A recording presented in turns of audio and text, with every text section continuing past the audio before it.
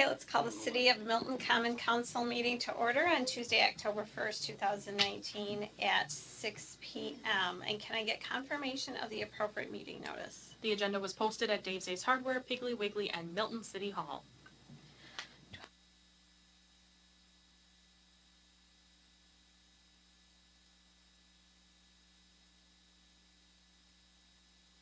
Okay, so can I get a motion to approve the agenda, although we didn't have the minutes attached, so we'll approve those minutes along with these minutes at the next council meeting. Make a motion to approve the agenda. Second. There's a motion and a second. All those in favor? All those opposed? We have an agenda. Let's stand for the Pledge of Allegiance.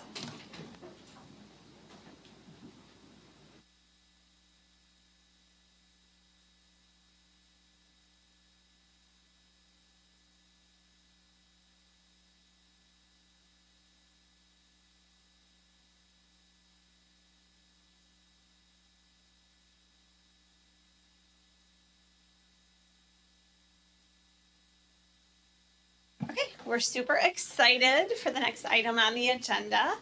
We have a presentation by the Janesville Area Visitors and Convention Bureau regarding the Milton Tourism Consortium. Welcome.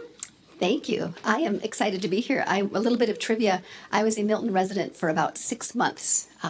After college, I graduated from UW-Whitewater, took a job in Fort Atkinson, and lived here in the apartments on the campus for about 6 months. So it was a pleasure to be a Milton resident for that time. I'm also excited to come and talk with you a little bit about our Milton Tourism Marketing Consortium. A little bit of history, and I'm sure Al has shared this with you, but for years I just came and I would visit, with Inga and Al and Danny at the Chamber and talk about tourism type things. And about 1.5 years ago, we started thinking about maybe formalizing that process a little bit and just really doing some tourism marketing under contract for both organizations. And it really has been such a pleasure. And not that I didn't think it would be fun and be exciting to do, but just the things that we've learned and the enjoyment we've had getting to know the Milton community and coming to visit. It's just really been a great pleasure. So I'm excited to give you a review. I just have a few quick slides to show you, but please interrupt with questions, ideas, and even if you follow up and you think of something, at 2 a.m. and you want to follow up with me later on in the day on that, please feel free to share with me your thoughts and ideas and your feedback. Again, this is really just our first year of the consortium, so I just wanted to share what we have put together for you. Just an overview. Again, the partnering organizations are the City of Milton and the Milton Area Chamber and ourselves. And 2019 was our first year. It's an annual renewable contract, and we have a $10,000 investment. $5,000 of that is from the City of Milton and $5,000 from the Chamber. Our partner goals, and we talked a lot about this, I wanted to make sure that those were really clear to us, that we understood what everyone wanted from the partnership and what our goals are. And that's something I'd love your feedback on as we complete our presentation today. But for the City of Milton, we really believe that you were looking for successful commerce and then happy and engaged residents. And we like to say what's good for the visitor is good for the residents. When you're creating events, attractions, activities, the residents enjoy those as much as your visitors. For the Chamber, we knew they wanted a successful draw for new commerce. It was important to them to bring new businesses in and for their member businesses to benefit. For us, we wanted a strong tourism draw for Northern Rock County to create a successful tourism business and satisfied visitors. Most visitors, when they come to a community, they don't know where the borders are. If they're coming and they want to do a brewery and a winery tour and they're at Rock County Brewing in downtown Janesville and they head over to Northleaf, they don't realize they've crossed a border. They just want to experience great things and have that really good tourism experience. So for us, it was easy to expand that region and to bring people in. We know if they come to Milton, we're going to benefit in Janesville too. Our marketing campaign goals were really to create awareness of Milton attractions and events, to establish a social media hub, and we chose social media because it's a really affordable, very trackable medium for marketing. 10,000 isn't a huge amount to get into broadcast and other areas, so we really did focus on social media. We wanted to reach audiences outside of Rock County. If you live in Rock County, you're pretty much aware that Milton is here and what they have to offer. For us, we wanted to grow that reach further out into northern Illinois and some other demographics we'll talk about. We also wanted to drive and deliver relevant traffic to Milton attractions and events. So people who were interested. You can blanket a lot of information out, marketing information to people, but if they're not interested, if they're not travelers, if they're not interested in what you have, that isn't necessarily a good investment of your money. So we really wanted that traffic to be relevant people who would come here, spend money, consider relocating, consider bringing their business here, people who are really relevant to the area. Our primary target markets, and I'm sorry, gentlemen, but women tend to make the travel decisions in the family. So we really did want to target women, heads of household, couples, and families. When we looked at what Milton had to offer, you're a great family destination. You're a place that people want to come with their families, or young couples want to come and experience. Again, Northleaf Winery or the Milton House. Again, we wanted people who did travel, people who had a track record of taking weekend trips. You may not be a destination for a 2-week vacation, but for someone who is coming to the Wisconsin Dells and they're coming from Rockford and coming right up that I-90 corridor, Milton can be a great first stop or a 2-hour layover on their trip to Northern Illinois or the Dells. So we really looked at that Northern Illinois, Rockford, Chicago area, Southern Wisconsin, and Dubuque, Iowa has been a really nice market for us too. They like to just come over into this area. For a lot of people in that area, once they get over the border and into Wisconsin, they kind of have it, oh, I'm here in Wisconsin, I'm going to start enjoying what you have to offer. Our marketing tactics are how we wanted to drive those people there. We've created daily social media posts. If you're on Facebook and you don't follow us, please do, so you can see those posts. Social media advertising and event boosts, so we've invested funds into Facebook and social media. Google AdWords, which is a way to search. If someone searches for, let's say, Civil War living history, we can purchase the opportunity to come up first in those listings and to come up on the sidebar. So we've done some purchased Google AdWords. We also are part of the Travel Wisconsin email series, and that's something the Wisconsin Department of Tourism does, incredibly popular email lists. We also produced a high-volume printed brochure, and you've got a copy of that in front of you. We didn't want to replace the beautiful piece that Milton already produces, but we know that piece is really for people who are serious about travel. That's a higher-level piece. We wanted something that we could print a few thousand of, put in travel centers, really disperse and go through more rapidly than the beautiful piece that you have. We placed that brochure in the I-90 Travel Center because we know those are people looking for. We did a purchase placement there. And then we wanted to update and enhance the tourism page of Visit Milton's website. If you haven't visited that, please take a look, give us some feedback on that page. We also wanted to create a master calendar of all Milton events, and you have that with you. But I think when we say all events, that's really not humanly possible. For us, events are so rapidly changing. So let's just say we're doing the very best we can to have a very current events guide, but they change minute by minute, as restaurants do. Those are the two hardest things to stay on top of, our events and restaurants. A campaign overview, again, this was the 2019 year. We had a $10,000 investment. We really did 2 segments or 2 campaigns, a spring, summer, and a fall, winter. That was a nice way for us to divide those campaigns up. Spring, summer, we did about $2,000 in placed paid advertising. That included the Travel Wisconsin newsletter. We did a Civil War living history feature in that piece. We also did some Google AdWords on that and some targeted social media advertising. In the fall, winter, we did about $1,500 in placed advertising, very similar, Travel Wisconsin. There we talked about the arts and crafts and the chicken barbecue, one of your main events, social media advertising, and then that Google AdWords campaign. We also did an I-3990 campaign. We did some paid placement, again, in the Beloit Travel Center. If you're familiar with the Travel Center, you walk into that open area where the restrooms are, and there's some brochure racks there. Those are purchased racks. You can pay to be there. What we like about that is that's open 24/7. So at 2 a.m. when the family comes in and mom's using the restroom and dad is just standing there looking for something to do, he has that opportunity to grab that brochure and take that with him. So we have some paid placement, and that's where we're distributing those brochures that you see there, that overflow piece. And that's been incredibly successful for us. We go through brochures there at a rapid rate. There's a lot of traffic that comes through there any time of year, and they're picking up that Milton piece, and they have it to read while they're driving. It's just a great way to get that captive traveling audience. And quite often those are people who are traveling that corridor constantly into Wisconsin and might be looking for something new or something different. Results to date, our social media, we have over 1,200 Facebook followers and 66 Twitter followers.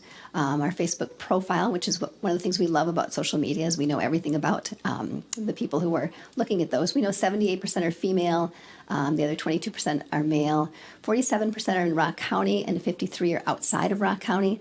Of those outside of Rock County, about 42% are from Rockford and Northern Illinois. So that's a nice, again, target market for us. That's an easy day trip for those people. Our Google AdWords, we've had $1,000 clicks to the link there. So that's somebody who's choosing to click on that link and hear more information about the Milton area. 130,000 impressions, that's just how many times it appeared on the screen. People might not have clicked or followed through on it, but it's appeared on the screen about that many times. The Travel Wisconsin newsletter, over 50,000 opens. And again, 1,300 people chose to click through and look at those Milton events. We also did some additional 2019 marketing. We had some funds that we were able to use. One of the things for us that we didn't know going in is how much staff time that would mean for my staff and how that would bill out. We use a time clock app where we literally punch in so we know when we're working on Milton projects and punch out. And we discovered we were able to do it more efficiently than we thought we might. So we took those leftover funds, did a couple additional things in 2019. We're doing a Facebook event boost for Merry Milton Weekend. Over the holidays, you have a great cluster of things going on we're going to promote. And then we're going to do a series of billboards, some within Rock County, but many in Walworth and the Rockford area. And those are going to be 3 billboard campaigns, one on historic adventures, one on outdoor fun, one that is sip, shop, and dine. So that is really the campaign that I have to go over, but now is kind of that opportunity for you to give me any feedback, ideas, thoughts, or ask me any questions about what we have, especially ideas for 2020. I think things have gone well and that we would move forward, but this is the time to really kind of give me feedback on that and what we can do differently.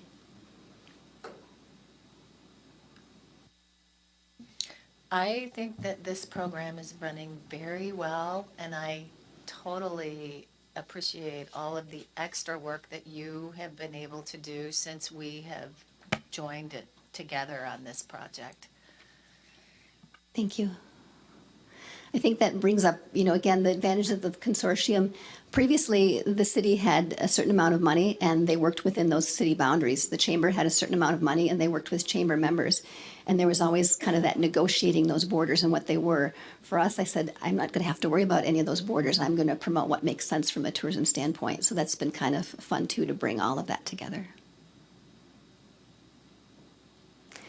I have a question for you guys. I looked at your agenda, and it looks like you have a team building exercise. I'm really curious what that is.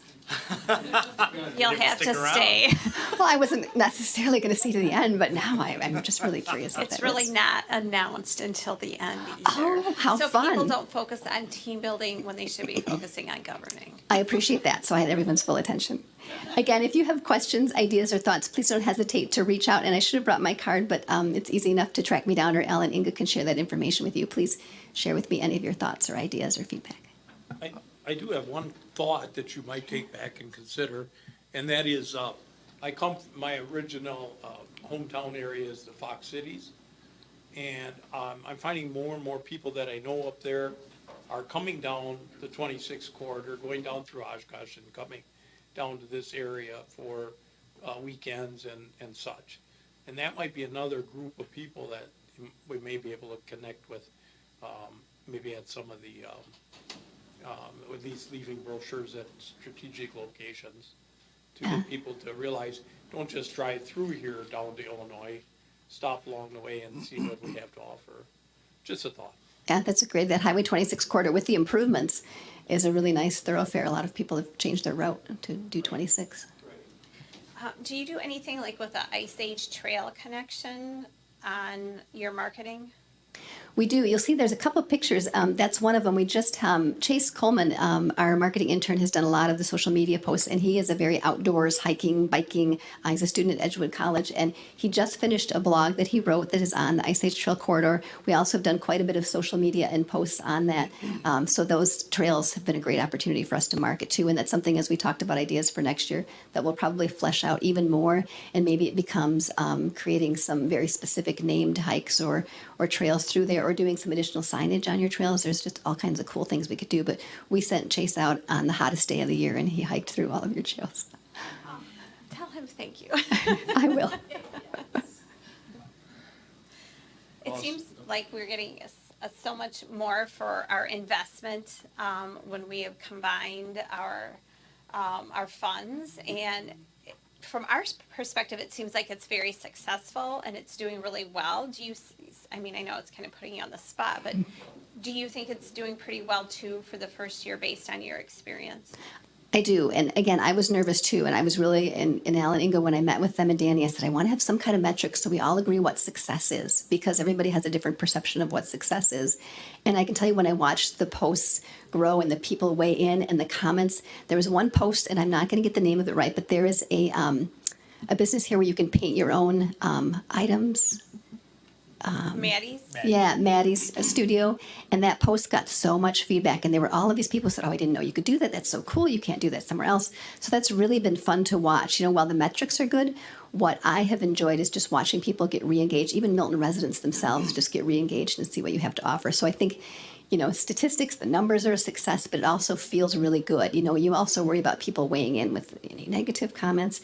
We haven't seen that. You know, we have the ability to hide that because we're not you, because we're not a government agency. We can do that, but we haven't had to. There's been no one who's weighed in and said anything negative about the community. And statistically, that happens. But and I shouldn't have said that now. But people have just been really positive, and that's been a kind of a sidebar measure of success.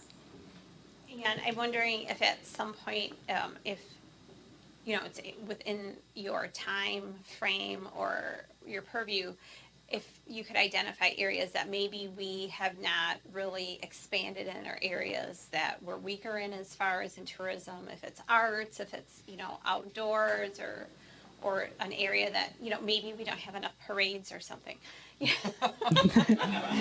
I know DPW really loves parades, so we need to help them out there. So just, you know, just like something like that, like, wow, I wonder if this is a market that maybe the city and chamber should think about expanding.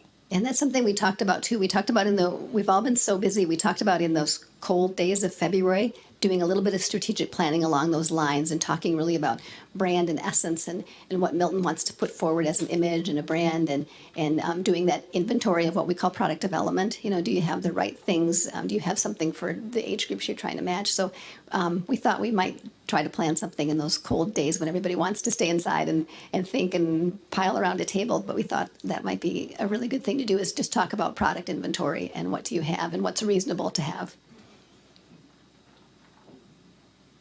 I think it's very nice work. Thank you. The one thing I will say is I think the mayor hit it right on the head, and I think Linda referred to it as well. I do believe that we are getting a greater bang for our buck than we even anticipated. And, you know, one of the things that was very important to me when we started down this path was Inga is an expert at many things. Linda is an expert at many things. I'm an expert at one or two things, maybe. Terry Williamson's an expert at things. Tony Asson is an expert at things. But none of those things that they're experts in is tourism. Christine and the JACVB are experts in tourism. So we're putting our dollars into a situation in a group of people's hands that are incredibly capable, have the resources, have the background, have the knowledge, have the network to ensure that success happens. It's not to say that we weren't successful before, but we could never measure it. We didn't know how successful we were. Maybe we were tremendously successful and didn't even know it, but that was a problem in and of itself. So this new arrangement, putting these resources in the hands of the experts, it has really been an area that I believe has grown exponentially, and the ability to track it and point to those metrics is important. But even just the anecdotal information that we see and hear out in the streets and on social media is that this effort that we have undertaken has been a success, and hope to see it grow. And we talked about at our last meeting that we had a couple of weeks ago, is it prudent to increase our investment in this? And when I say that we, I mean the chamber and the city. And that is something that I know the chamber is considering, and we may want to consider as well during budget time. I'll let the chamber make the first move, but I think, you know, it's money, it's very likely to be money well spent. And we've talked about things, what would we do for more dollars and travel writers and increasing, you know, talking about branding, doing a branding study. You know, are we highlighting those things in Milton that are most important to people outside of Milton and inside of Milton? Are we really making sure that we are focused on the areas that are important to folks in that ever-changing landscape? 10 years ago, television advertisements were hugely important. Now they're not so much anymore. You know, with Hulu and Netflix and Amazon, people don't even watch commercials anymore. So, you know, those are the kind of things that Christine and her team can bring to the table that we just didn't have that aptitude.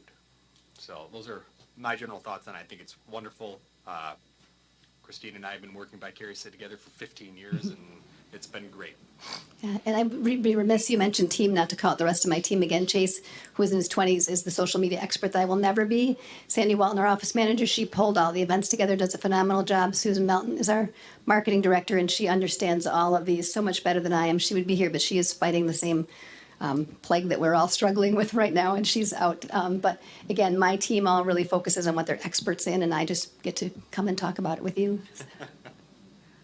We'll tell them all thank you, and we're very impressed. I will. Thank you. So stick around for team building. I kind of want to. Oh, the council is only going until 6:55 tonight, so whatever area we have to speed up, we're gonna do it. Okay, public comments. There is none. Is there any? Okay. We're not gonna approve the council meeting minutes because we're gonna do that next week. And number 7 is continued discussion and possible action regarding ordinance number 469, regulating semi-trailer parking on public streets. Unless we want to move up number 8. That's up to you. You as the chair of the meeting, that is your call. Do you want to, you're good? Okay, all right. Because you want to do team building too. Got it. You know, team building might be a new tourism attraction. Yeah. I don't know. Okay, so number 7. So this is continued, as the mayor indicated, continued discussion and possible action regarding 469, regulating semi-trailer parking on public streets. Included in the agenda is a timeline of kind of how we got here. To try to paraphrase it, since we've all heard the same conversation, this will be, I think, the 4th time. In essence, there was a residential complaint or inquiry regarding the ability to park semis within a residential neighborhood. Through the potential enforcement action in that, with that situation, it came to our, I guess, awareness that interpretation of the ordinance was somewhat mixed, and it became kind of important for us to clear up that language. So on August 20th, an ordinance was presented that would restrict semi-trailers and cabs from parking on all residential streets. That first reading was approved. Second reading was held on September 3rd. Same ordinance was prepared, same ordinance was presented. That second reading was approved, but staff was directed to go back and reinsert the exception that would allow individuals to park their cabs in front of their home. That item was then discussed on September 17th, and staff was then instructed to remove that reinstalled exemption that would, again, not allow cabs or trailers to be parked in front of operators' homes. Additional discussion ensued at that last meeting. That request was made to find a location in which cabs and trailers could be parked within the city. Through an analysis done with the Public Works Department and the Police Department and City Hall and the Attorney's Office, Commerce Way was the area that was placed in the ordinance because it's really the only one that works. And when I say that, there was talk of Storrs Lake, there was talk of Putman Parkway. Both of those streets are dead ends. Both would require an individual to turn around on private property, which we believe would be inappropriate. Additionally, both of those streets have development on one side or the other, or both in some cases. And the question of parking in front of a building, simply would, I think, shift the complaint from the resident saying, why is this parked in front of my house, to the business owner saying, why is this parked in front of my business? Commerce Way at this time is the only undeveloped street that has the ability for a rig to turn around. There are other streets that have outs, like Gateway and things of that nature, but again, Gateway is already a very crowded street. We already get many, many, many complaints about parking on Gateway for just residential vehicles. Adding semis to that would only further complicate that. On the west side of town, Vincent is an unimproved urban cross section, or a rural cross section. It's really the only industrially zoned area on the west side of town. Again, Stores Lake doesn't have a place where you could turn around on it. Chicago Street is partially residential as it is. High Street is a unimproved rural section again. If you were to park, you'd be parked on the shoulder. So, you know, in looking at all the streets within Milton, there's not many of them, frankly. Commerce Way was the only one that felt appropriate. So the ordinance was further amended, again, to include, to allow parking on Commerce Way, with the understanding that as development may occur along Commerce Way, that we may want to revisit that ordinance at that time. But that's where we stand today. So in essence, it's the same ordinance that was presented on August 20th and September 3rd, was revised and then brought back to its previous version from September 3rd. And so, just for clarification, if the council votes on the ordinance as presented tonight, it counts as the third and final reading? Yes, if the council makes that as part of the motion. Alright, so I just want to, if you'll indulge me, make a couple of comments. So I know it seems like it's been a weird process, and it may even seem like governing is ineffective and inefficient. But what I do want to say about the council is that they care very much about their city and about their residents. And they want to be thoughtful, they want to be deliberative, and they want to be intentional. And maybe semi-parking shouldn't take so long for us to figure it out, but maybe it should. And maybe when some bigger decisions come before the council and they're thoughtful and deliberative, this has established a level of trust with the community that they understand that everybody has the very best thoughts and wishes for their residents and for their community. So I do appreciate that you've put in a lot of effort and a lot of thought, and so I am very hopeful that you will come to a resolution tonight. I have a question. If we were to allow parking on these roads or on Commerce or Sway, what happens in a snow event? If it's middle of the week, say the driver's gone for a week, better part of a week, what happens then? It would not supersede the snow emergency regulations, much like any other parking restriction that exists or parking allowance that exists. The snow removal situation would supersede that. Right, so if a driver had to drive to get to their truck on Commerce because they live somewhere else in the city, had to park their vehicle there, then somebody'd have to come and move that vehicle during a snow event Potentially. for them. You know, just like if you leave your vehicle parked anywhere, right? Like if I park my vehicle and there's a snow event and I may be out of town, right? I could be literally on vacation. I would have to make arrangements or get a ticket. I don't think the expectation is any different than for any other resident that lives here. There's just difference of being able to move a vehicle that's in front of your house versus one that's across the city. That's the part I had in mind. That's the difference I'm bringing up. And I just want to clarify, we're speaking of the residents in Milton who have approached us with this problem. We're not going to open this up to everybody driving down Highway 26, correct? If I understand the question correctly, what you're asking is only residents of Milton would be able to park their trailer and cab on Commerce Way? No, we would not be able to regulate that. For a couple of reasons. From an enforcement standpoint, the officer may not know who the vehicle is registered to, if it's registered to a company or the individual. I mean, that's really the main one. If it's registered to a company, we would never know who the actual driver is. And I think it would be an odd situation in which we would, and maybe odd isn't the right word, I think it would be a unique situation in which we would be restricting public parking to a certain geographical location in which the vehicle or the owner domiciles. It would be a tough one. It would be quite unique, I think.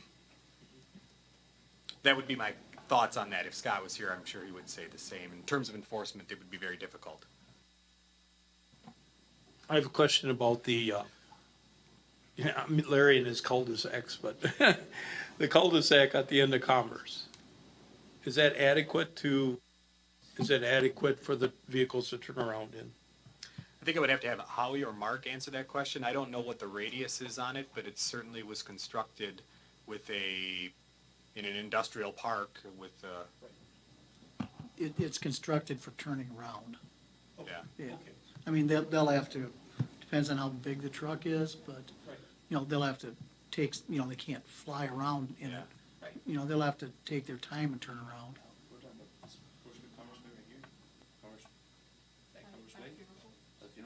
No, down. That says it's Chicago Street on maps. That's, Down here, yeah, that's Commerce Way. according to this, says Chicago Street, so that's why I was. Oh, okay. So it can't, I mean. What is they that proceed source? slowly, Howie. This is Google Maps. Oh, I don't know if that's accurate. So I'm talking about this section here, not there. This section. Well, I just wanted to make sure they were able to turn around safely. That's, to get out.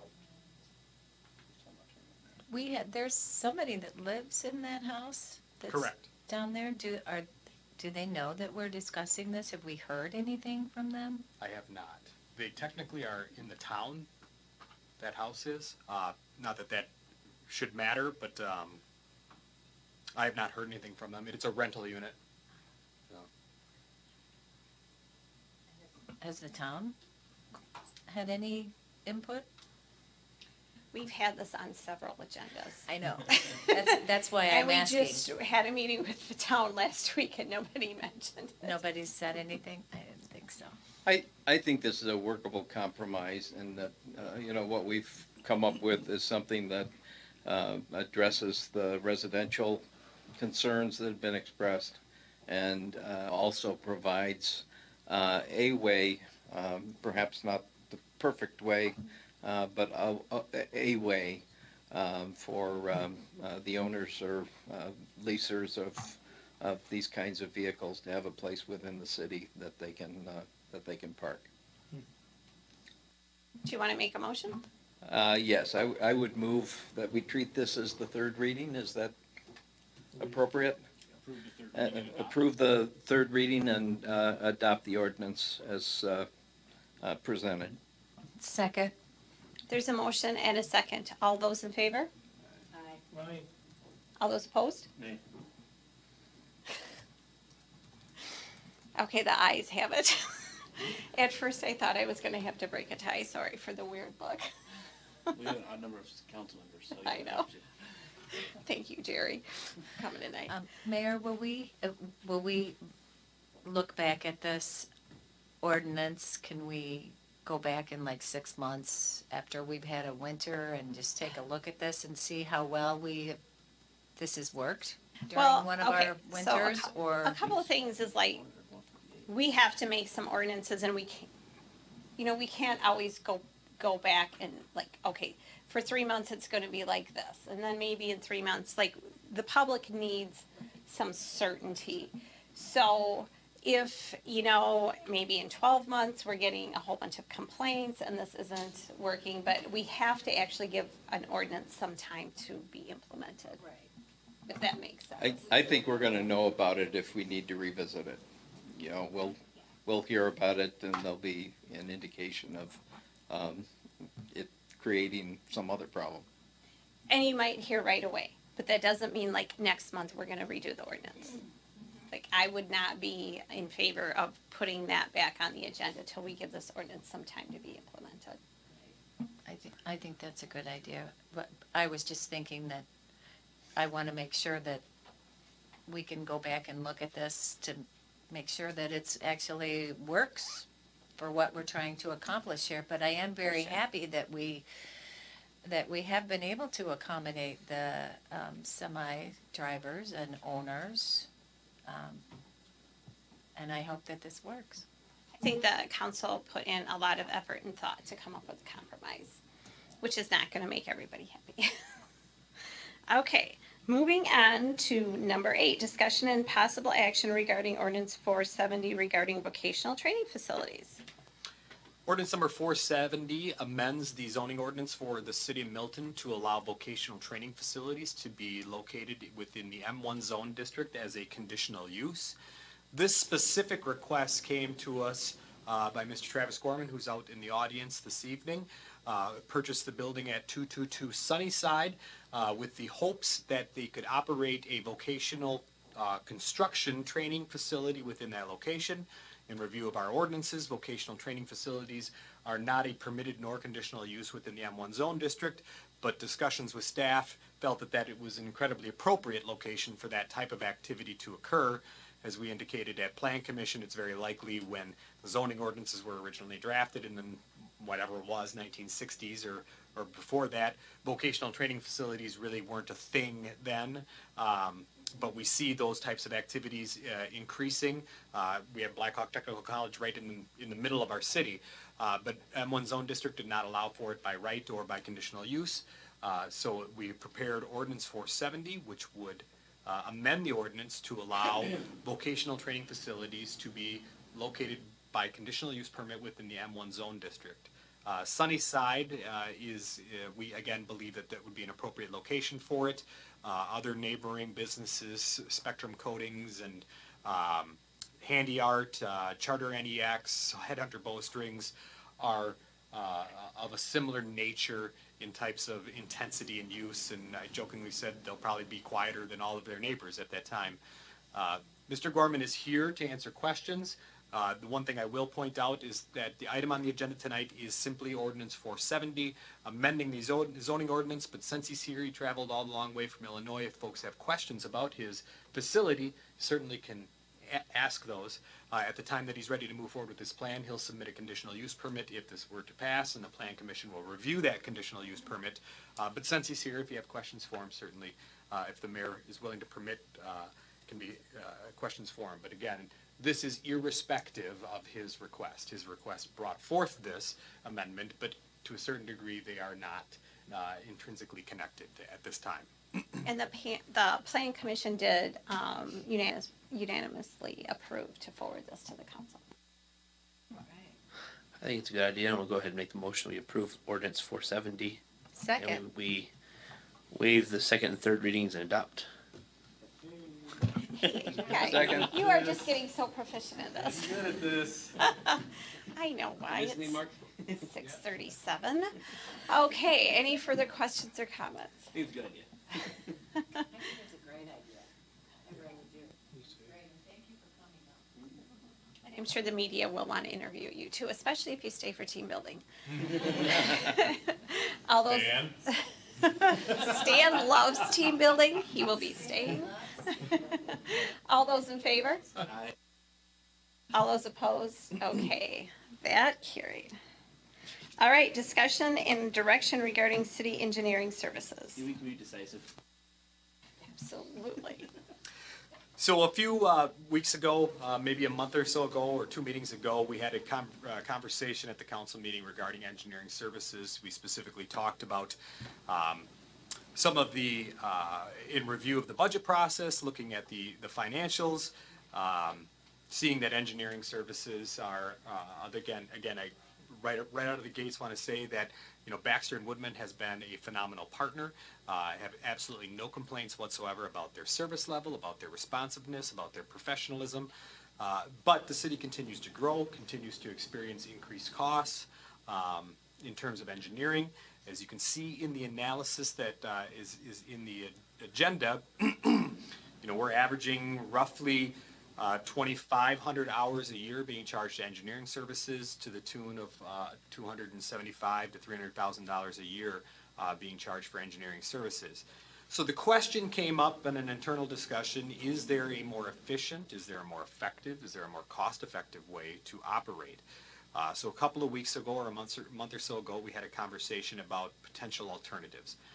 Do we look to renegotiate the existing contract? Do we look to go to RFP? Or do we investigate the possibility of hiring an in-house engineer, knowing that there would be a kind of a hybrid approach in which one individual cannot do all things, especially when we're averaging 2,500 hours a year, unless we were going to pay overtime, then we probably wouldn't be saving a whole lot of money.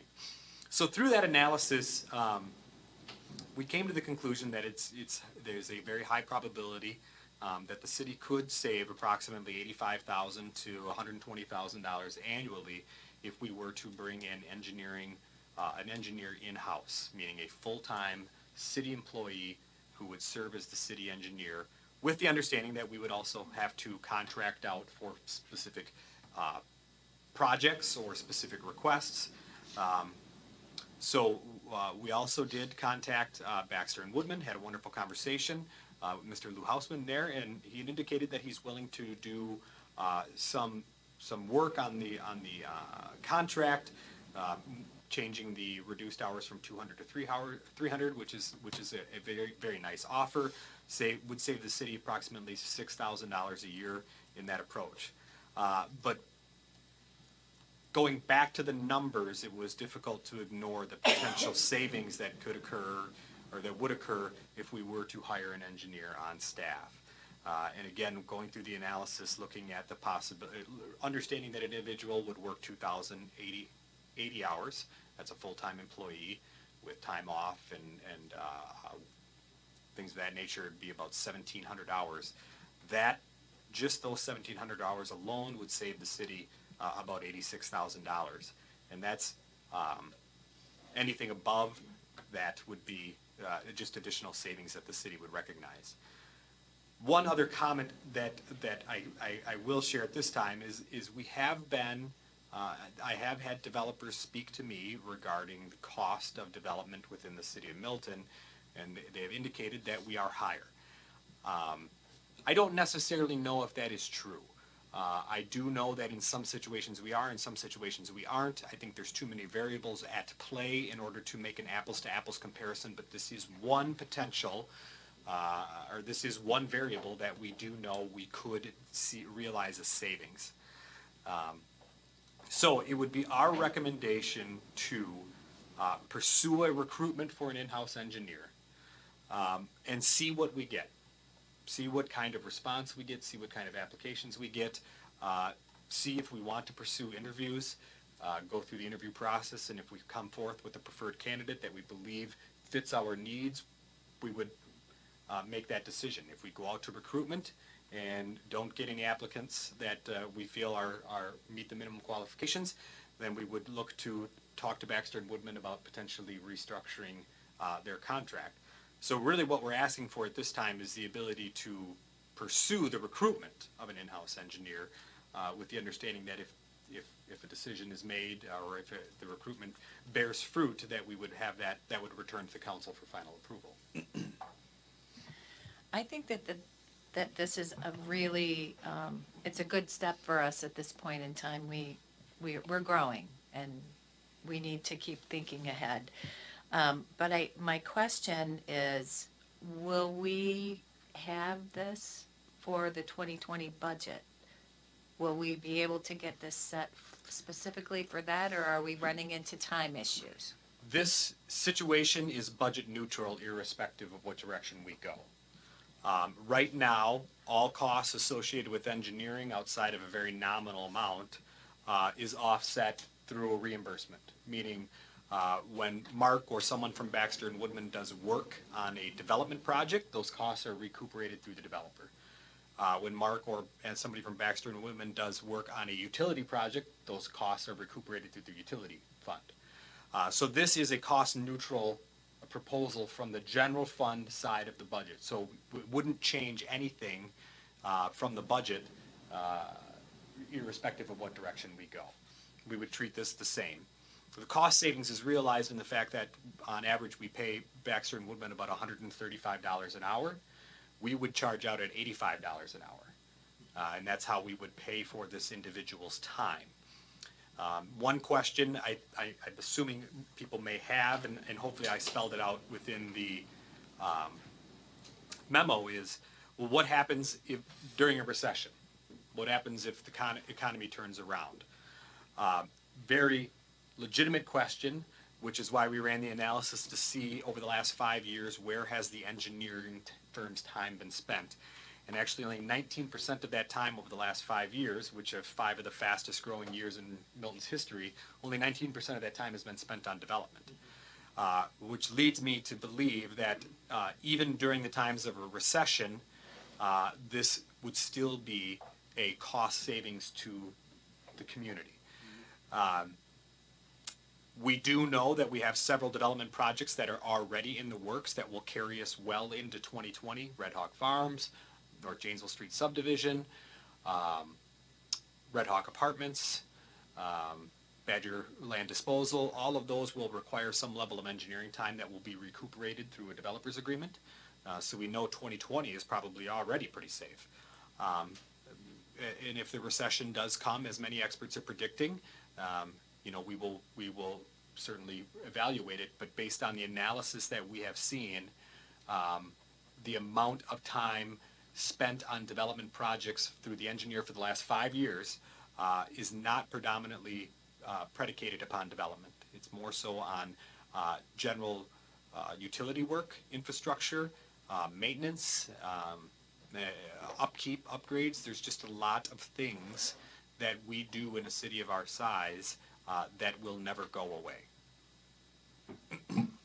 If additional engineering services are required in a given year, is that handled on a contract basis, or is that handled as a request for proposal, or how is that handled?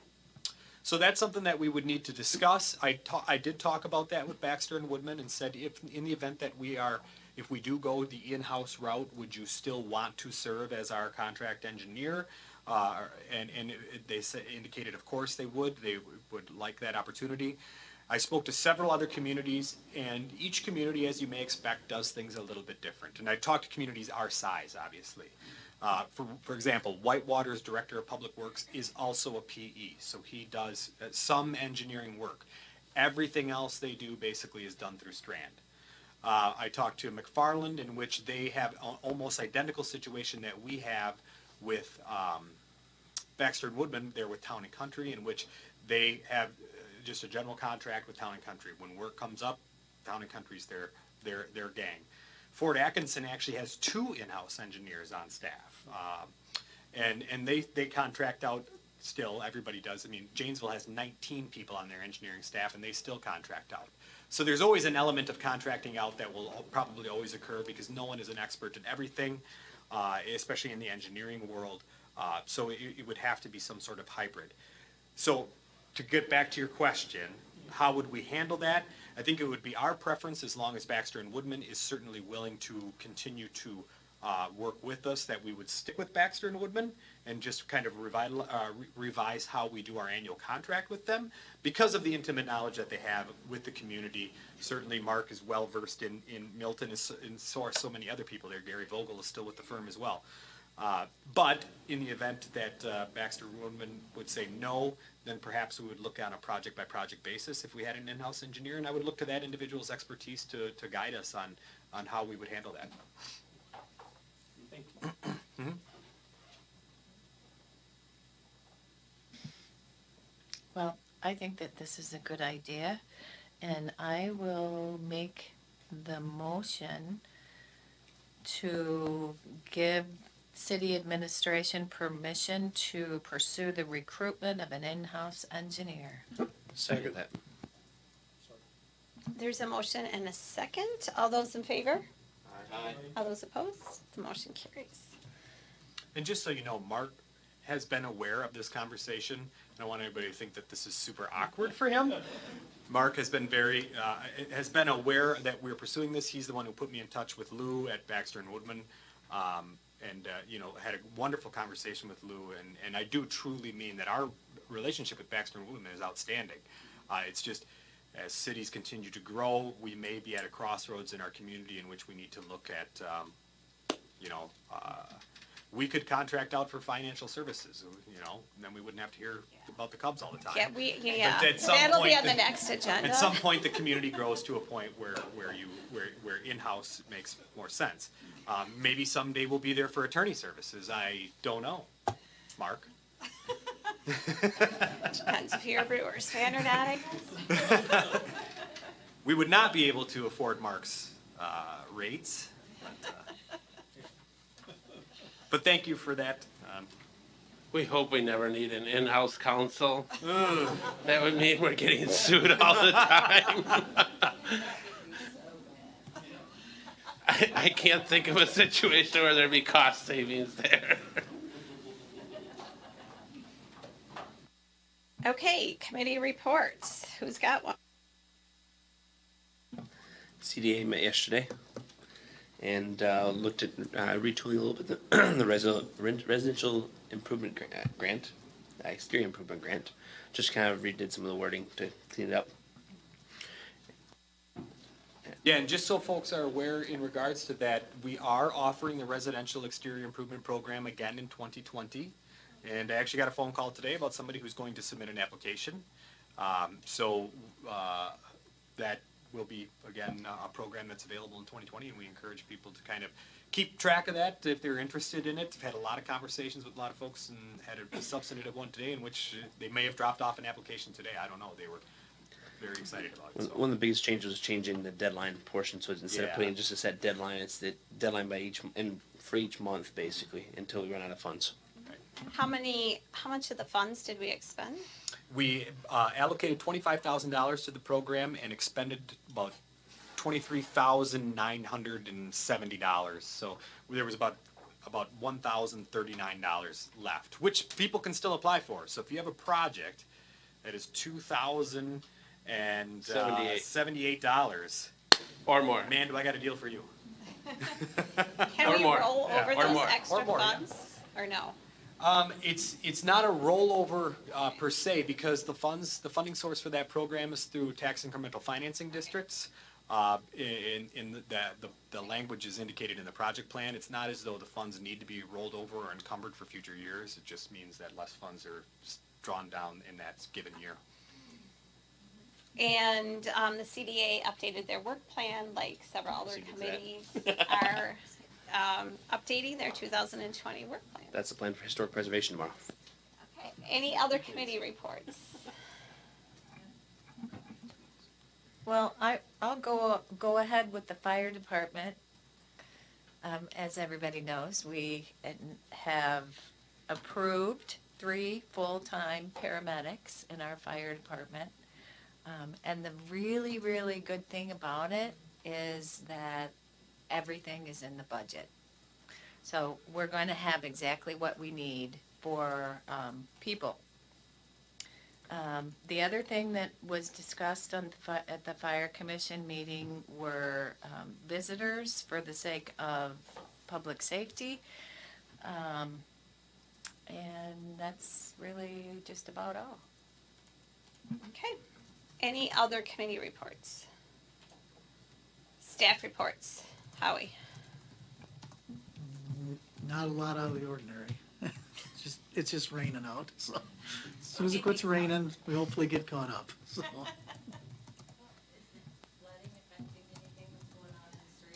No, we haven't had any flooding, so. Way to jinx it, Linda. Dan? Next council meeting, we'll be bringing forth a budget for publication so we can fulfill that requirement and get that clock to start ticking on then determining what day we want to have that public hearing. Ashley? Compared to this time last year, circulation of physical materials is up about 9% from last year, and we're on track to surpass digital checkouts as well. So people are still using the library. And then on Thursday at 5 o'clock, staff's going to get slimed because we created 60 new library cards last month. We reached our goal. Nice. And then you're gonna do a lesson on podcasts, October 8th. October 8th, Luke is going to teach a podcasting basics class. So if you want to start a podcast and join the podcast of Milton, Luke will show you how. I'm gonna be going, so I know how to do a podcast. So maybe Ellen Inga will let me do a podcast sometime. Inga? Staff is going to be participating in CPR AED training on October 8th and October 22nd in the morning of both of those days. So you'll be safe to have your cardiac incident during a city council meeting. Al?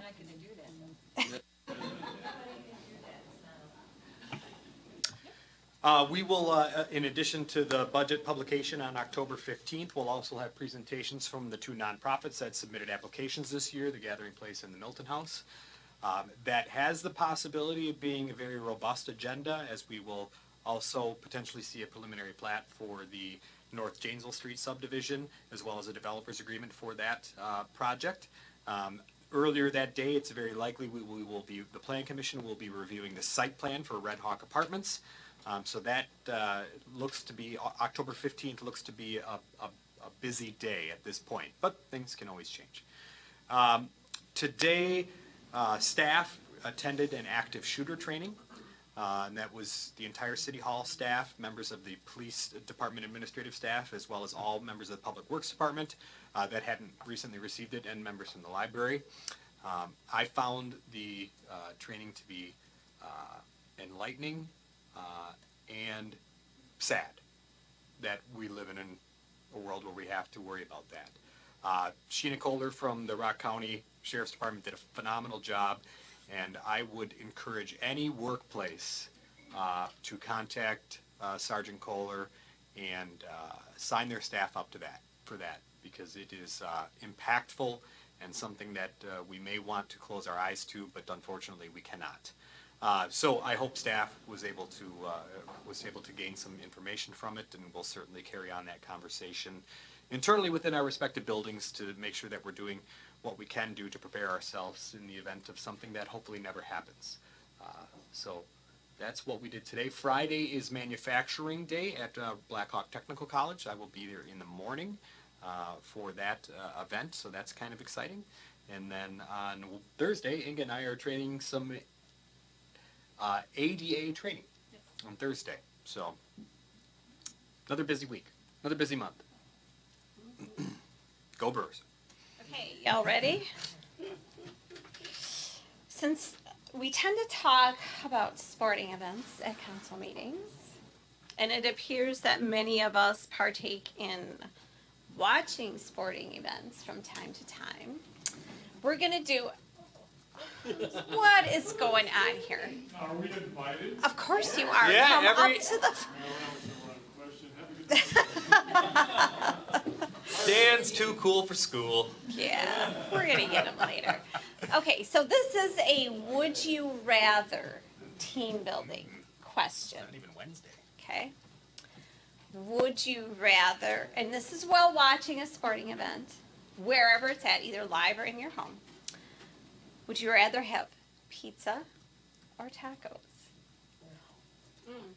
Or other, or others. So, Taco pizza. okay, so Inga, is that your response?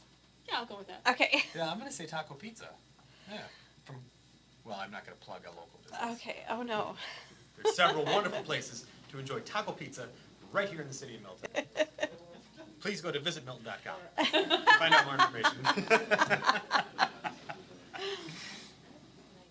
I'm going with the traditional pizza, Okay. double cheese and pepperoni. Pizza with anything but anchovies. I'm gonna say other because I like popcorn. Okay. I'll go with taco pizza. That's good. I'm gonna go with pizza. If I can't choose lobster, I'm gonna choose pizza. I'll go tacos because I had pizza last night. This is a true story. I had pizza for lunch today, and for dinner. And not even the same pizza, Roll. not from the same location.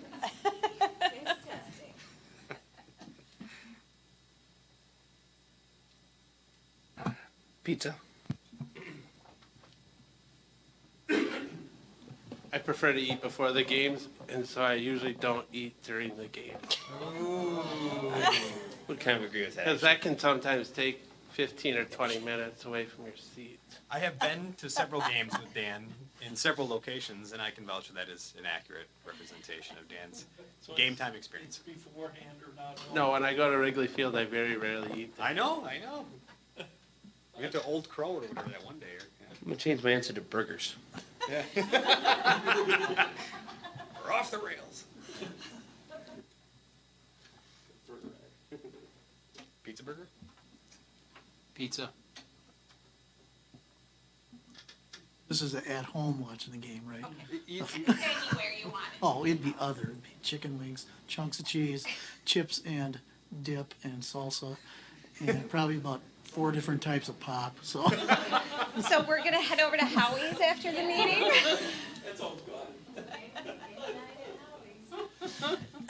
Mark, it's been so nice doing business with you. Did you want to share? I know you're gonna miss team building. I think Mike, humble pie.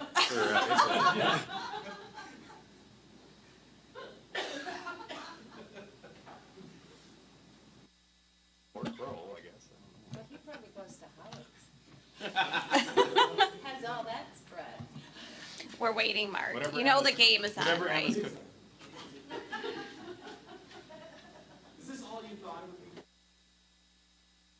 Okay, so you're out. Christine, do you want to go? I'm gonna go my house when we're not around the table, so popcorn and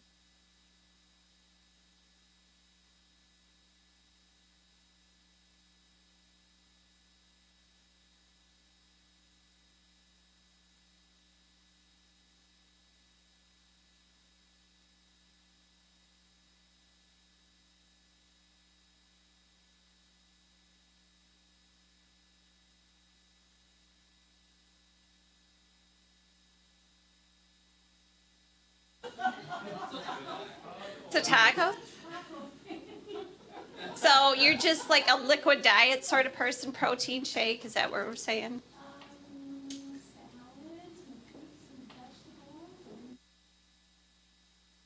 You're not welcome here anymore, but thanks for coming.